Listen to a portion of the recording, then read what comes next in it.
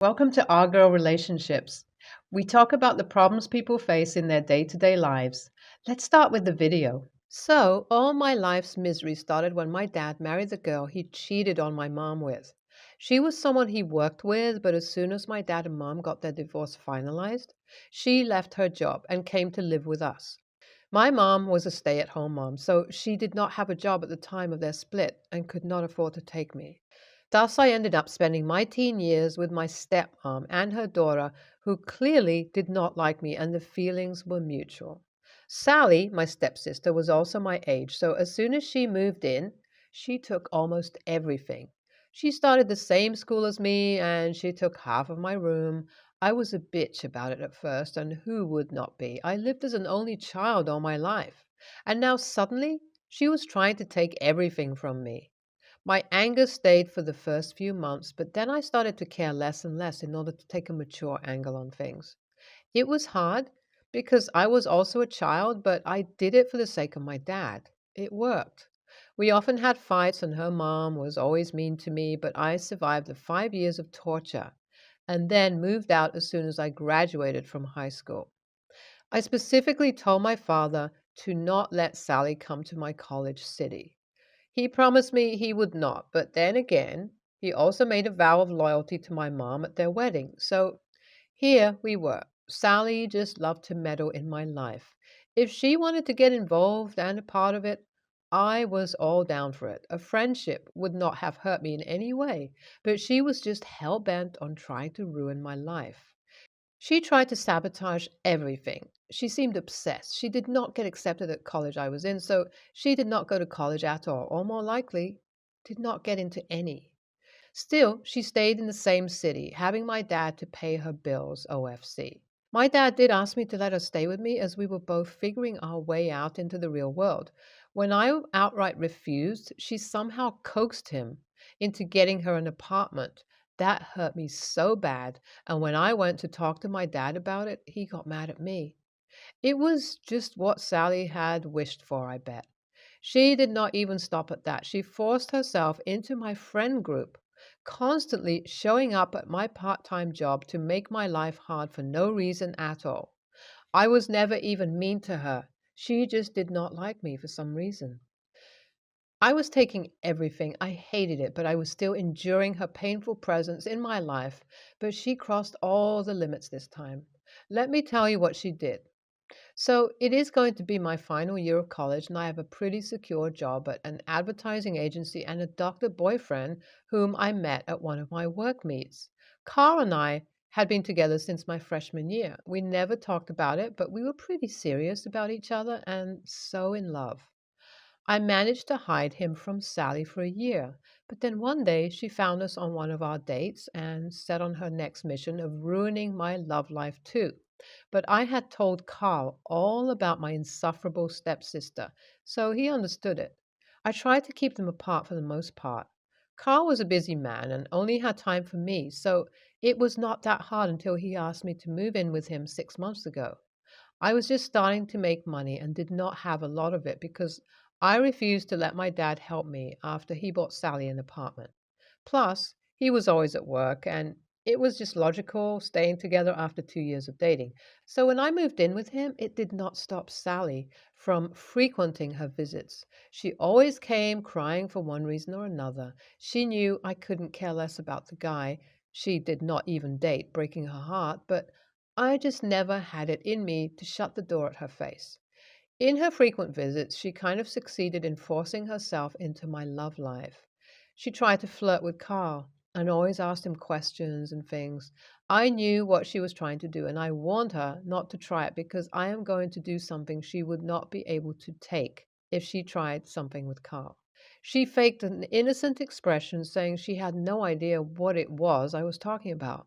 One night she came over begging to let her stay because apparently her apartment, which I had never seen by the way, made her feel weird and unsafe. I told her to find a new place or go to a friend's, but she stayed outside my door. I agreed to let her stay for a few nights, but she attempted to steal my boyfriend the first night by offering to sleep with him as a payment to let her stay. She was so shameless. When I called her out on it, she started to laugh and said she was joking, but I was taking none of it. I told her to grab her crap and leave at the moment. I practically kicked her out, and I'm happy about it. I thought she got the message because it had been a whole week without her bothering me. I was enjoying my peaceful week, and last weekend I planned to go out drinking with my friends. Carl had a long shift, so he decided to sleep in the whole weekend and asked me to spend Sunday with him. We agreed, and I was out at a bar on Friday at 1 a.m., half drunk, when the notification of Carl's location popped up on my phone. I thought about where he was going at this late. He took the whole weekend off. I told myself it could be an emergency at the hospital, but I just could not shake the feeling. I tried calling him, but his phone was busy all the time. Who the hell is he talking to while driving? I had thought. My anxiety got the best of me, and I called an Uber to go see where he was. I reached the place he was at for 10 minutes now. I was almost scared to find out what it was all about. My worst thought was that he could be cheating on me. But why did he not turn his location off if he was cheating on me? I got out of the cab and entered the building. It was a fancy building. I got even more nervous. I did not know what floor he went to or anything, so I decided to play it safe and call him and ask him what he was doing here. Before I could call him, I received a text from him saying, "Your sister is crazy." My sister?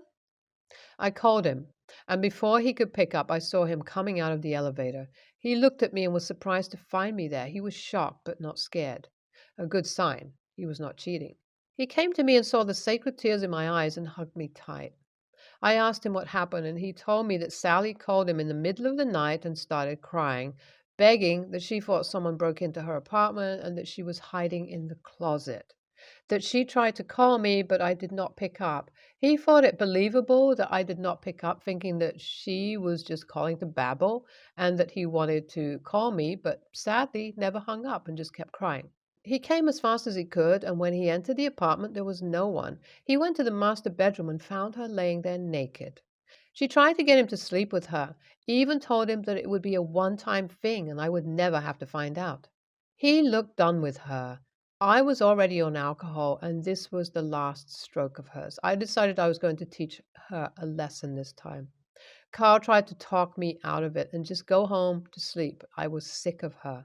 We went up to her floor. He opened the door. He knew the passcode. I looked at him sideways, to which he told me that she told him the passcode on the call when he came in to check on her. I told him to go in as soon as he unlocked the door and went in. Sally started to speak and said she knew he could not resist her and how she was so much better than me and he would not regret the night. All the while I recorded her. I made sure to not turn the lights on so she did not look naked in the video, but it was evident that she was naked. After listening for 5 minutes of her babbling, I turned the lights on and showed her my phone screen. I told her this was going to be the last time that she attempted to make my life miserable, and I hit send to the video. I sent it to our family group chat. She looked like an angry cat and tried to hit me, but Carl stopped her and very firmly told her to stay away from me and find another couple to satisfy her sick need of validation. I love my baby. He looks so hot while taking my side. He says I did a bit too much by sending the clip in the group chat, but he did not blame me for it. I have not heard from her mom or my dad till now, but they have seen the video. My dad probably cut her off after that. I still just can't seem to bring myself to feel bad for her. Am I an a-hole for that? I mean, she also tried everything she could, just so I can never have anything to be happy about, and I bet she never felt bad. But still, there was something inside me feeling guilty, so I am here for you all to judge me. I see. I think you had your reasons for doing what you did, but could you not see the signs of mental illness in your stepsister? I mean, they were pretty evident. She was suffering through something. You treated her like a normal person, and painting her a bad girl was an a-hole move. The girl clearly had some childhood traumas that she needed to unpack in therapy. Oh, girl, I can relate to you so much. I also have a stepsister who tries to ruin everything I do. It's just so annoying. They can't stop and be happy for once. You did the right thing. I hope she feels embarrassed enough to not try anything like that again. I am a 26-year-old female and recently got married to my husband, 29. Me and my younger sister, 15, female, are pretty close as my mom died when we were younger and I acted as her mom while my dad went to work to provide for us. Because of this, I chose my sister as maid of honor. My husband was pretty on board with this as well. He and my sister are very close. He loves her dearly, like she's his daughter. On the other hand, my husband's family opposed my decision. I announced my choice during a family dinner with both families. When I did so, my mother in law excused herself and father in law followed. I was pretty confused because everyone gave me looks. They came back and told me that it was a family tradition to have the youngest daughter of the husband's family as the maid of honor. I was surprised because I'd never heard of a tradition like that. I kind of awkwardly chuckled and said, "What kind of bullshit tradition is that? Sorry, but I'm not doing that." The rest of the night was very awkward. I never brought up the situation again until the day before the wedding. I was finishing up planning for the wedding when my sister in law, 20, came to the venue asking for her dress. I was confused and asked, "What dress?" She chuckled and said, "Doesn't the maid of honor have a special dress?" At that point, I was fuming because I knew they had planned this without talking to me about it, even when I told them and my sister in law that I wasn't following the tradition. I angrily told her, "You're not the maid of honor." She stood shocked, but eventually left. I felt bad for the way I told her off, but I already announced that my sister was my choice. I wouldn't let them take control of my wedding. The wedding did eventually happen with my sister as my maid of honor and sister in law as one of the bridesmaids. It was so fun and honestly the best day of my life, but I could feel the passive aggressiveness from my husband's family. Unfortunately, after the wedding, I got many angry texts from them, and I saw hundreds of posts on Facebook saying how terrible I was for my decision. I did feel terrible about the way I spoke to sister in law, so I apologized over text. She cursed me out and blocked me. I feel so terrible about the entire situation, but I'm glad I stood my ground. AITA. The info that I left out, I had already told my sister in law that she was a bridesmaid even weeks before the situation occurred. I even gave her her fitted dress. That's why I was so confused as to why she would ask for the MOH dress the day before. Turns out the tradition thing was true to an extent. There was a tradition, which is way more common to have, which is groom's sisters would be part of the bridesmaids. They came up with the maid of honor thing to give sister in law a spotlight because she's never a part of things like this. They got most of the family to go on board with this tradition, although some didn't, which is why I heard from my husband's second cousin. It was so confusing and they almost ruined my wedding over this. I never had a bad relationship with my husband's family before this. I was as respectful as a daughter in law can be, so I have no idea why I was treated the way I was treated. This will be the last edit. NTA, it's your wedding, not theirs. And if it was so important, it would have been brought up way, way, way beforehand with proper explanation. Additionally, I hope things turn out okay.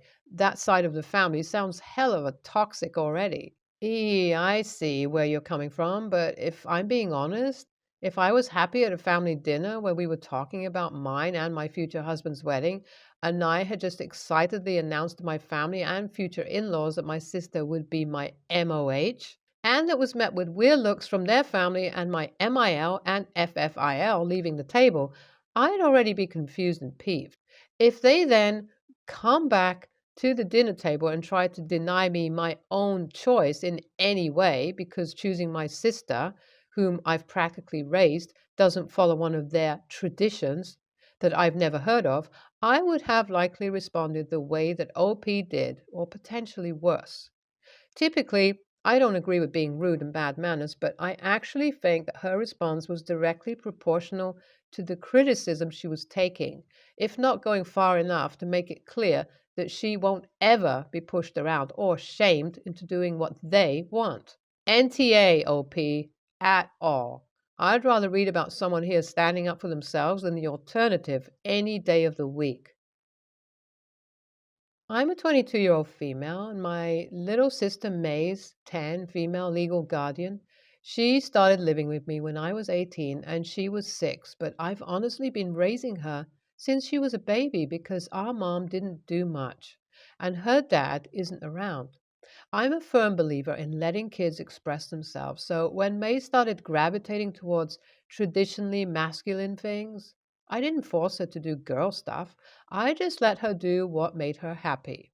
She cut her hair and stopped wearing dresses and things like that. We even redecorated her room as dinosaur themed because they're her favorite things. She's only 10, and I think it would be dumb to deprive her of joy just because other people think that boys should behave one way and girls should behave another. I've always encouraged her to just be her and do what makes her happy. Recently, May's grandmother, Anne, 60, got into contact with me and asked to see her. She's never met May, and her son, May's dad, hasn't met her either. He doesn't even have rights to her. I did agree to let Anne meet her under the conditions that May agreed to the meeting and that May's dad wouldn't be present, know about it. She said okay, so we made plans to meet at a restaurant. May picked out a button up shirt with dinosaurs on it and some shorts to wear. She just looked so happy with her choices that I didn't consider making her change or anything. When we arrived, Anne was there, but she immediately looked bothered upon seeing May. She asked where her granddaughter was, and when I told her that my sister was right here, she immediately went off. She started saying that I never deserved guardianship of May, that I'm turning her grandchild into someone she's not, forcing her to be a boy, etc.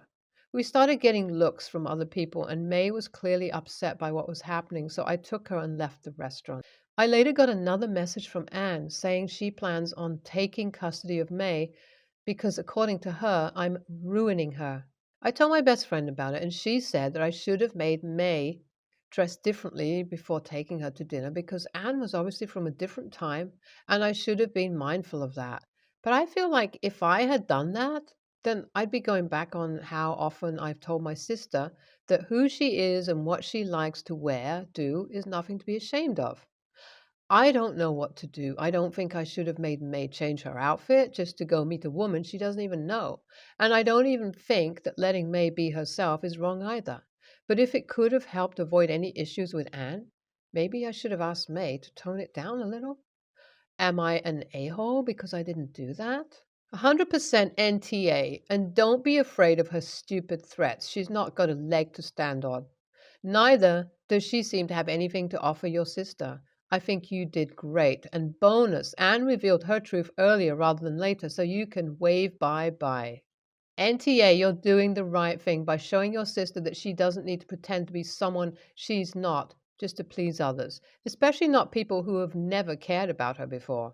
It's not your or May's problem that Anne is apparently unable to move past the gender roles she was raised with. You might want to get legal advice, though, in case Anne actually tries to get custody. NTA, there is no way you're the AH here. Nope, not at all. You know why? Because you are a freaking hero, and May is very, very lucky to have someone as wonderful as you to raise her. You keep doing what you're doing and watch your baby sister soar as she grows up because she knows you've got her back no matter what.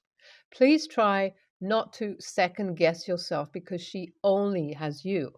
She has you, and you loving and supporting her unconditionally are worth 1,000 times more than the biggest family in the world if they would only judge her and try to force her to be something she's not. You rock, OP.